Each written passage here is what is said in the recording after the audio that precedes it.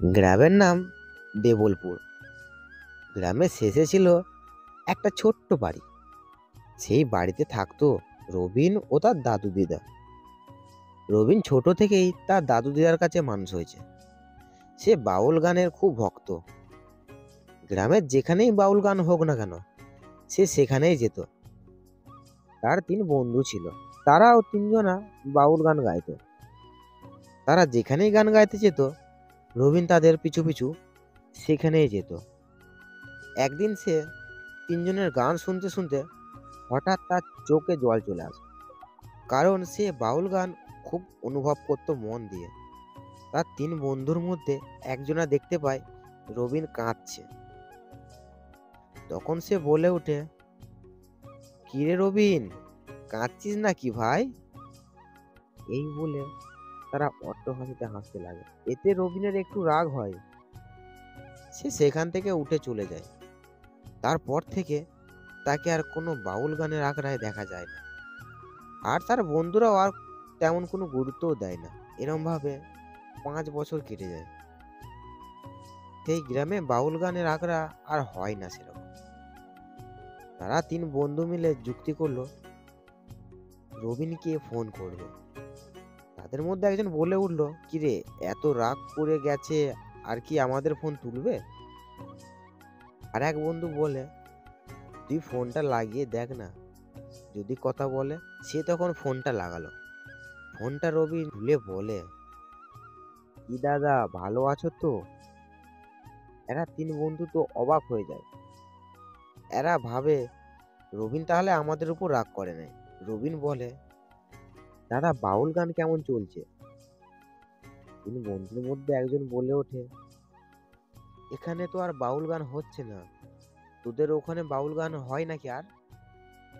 রবিন বলে, হ্যাঁ, আমাদের এখানে তাহলে এসো। আমাদের এখানে একটা বাউলের বড় আখড়া হয়।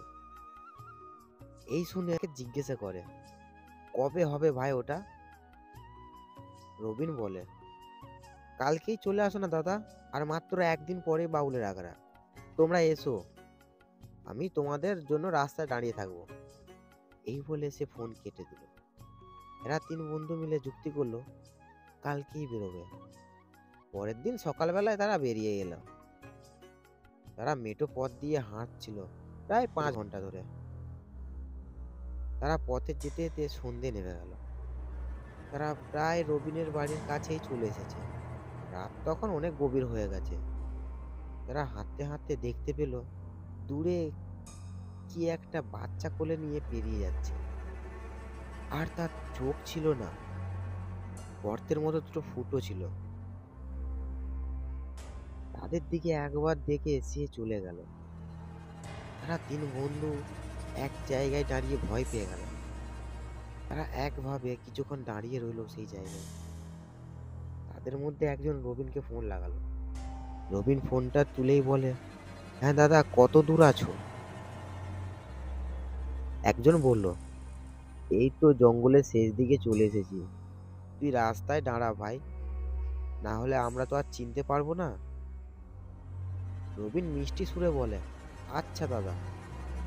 তারা আর মিনিট 10 হাঁটার পর দেখতে পায় যে রবিন হাতে টর্চ নিয়ে দাঁড়িয়ে আছে।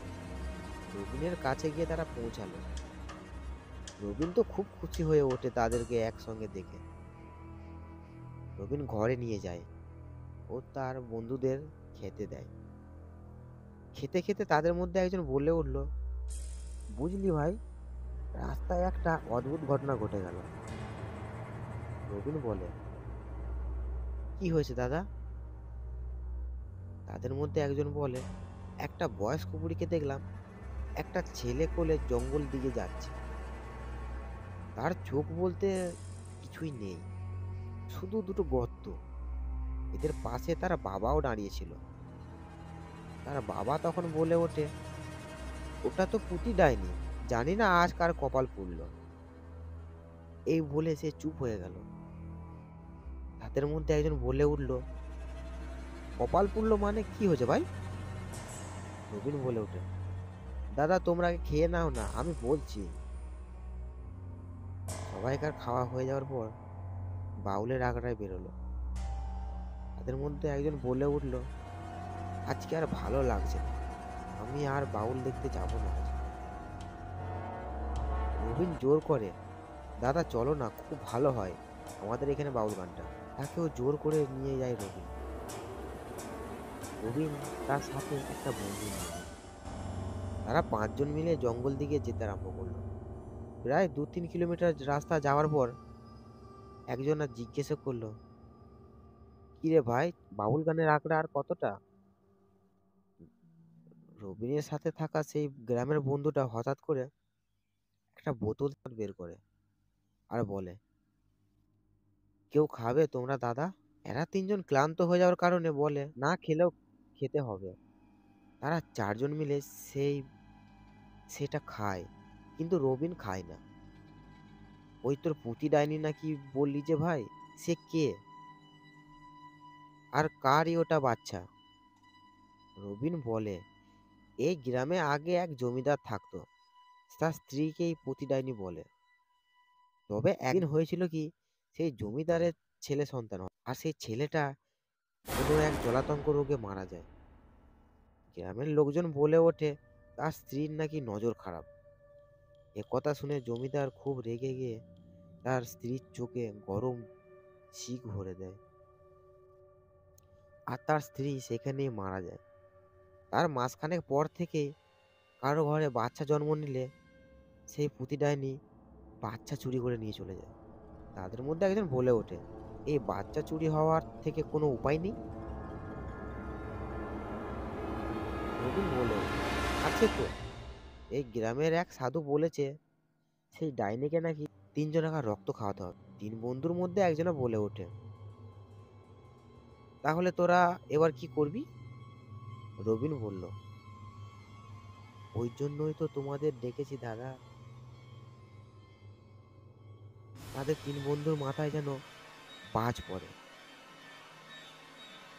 তারা কিছু বলতে রবিনের বন্ধু 3 জনাকার মাথায় আঘাত করে, আর তারা সেখানে অজ্ঞান হয়ে যায়।